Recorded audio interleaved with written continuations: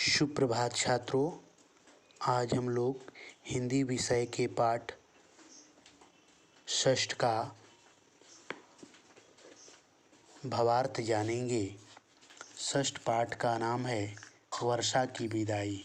विदाई का अर्थ होता है प्रस्थान, रवाना, या एक जगह से दूसरे जगह पर जाना। वर्षा ऋतु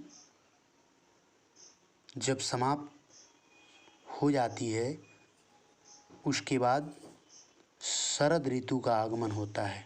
शरद ऋतु के आगमन होते ही चारों तरफ हरियाली छा जाती है, फूल खिल उठते हैं, चारों तरफ वातावरण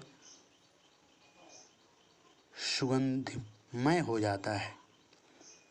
तो आइए अब हम लोग इस पाठ का अध्ययन करेंगे। वर्षा के समाप्त होने पर प्रकृति का दृश्य अत्यंत मनोरम हो जाता है। चारों ओर हरियाली छा जाती है, फूल खिल उठते हैं, जहाँ देखो वहाँ उल्लास और आनंद के स्वर सुनाई देने लगते हैं। पहला पैराग्राफ। वर्षा ने आज विदाई ली, जाड़े ने कुछ अंगड़ाई ली। प्रकृति ने पावस बूंदों से रणक्षण की नौ भरपाई ली। कवि माखनलाल चतुर्वेदी जी कहते हैं कि जब वर्षा ऋतु की विदाई हो जाती है, वर्षा ऋतु समाप्त हो जाता है, उसके बाद शरद ऋतु का आगमन होता है। वर्षा ऋतु में वर्षा की बूंदों से प्रकृति में जितना हानि हुआ रहता है, शरद ऋतु के आने पर उस हानि का भरपाई हो जाता है। उसका पोषण उसमें ऐसी शक्ति देती है कि पेड़ पौधे हरे भरे हो जाते हैं। पावस का अर्थ होता है वर्षा ऋतु, रणक्षण का अर्थ होता है पोषण, भरपाई का अर्थ होता है नुकसान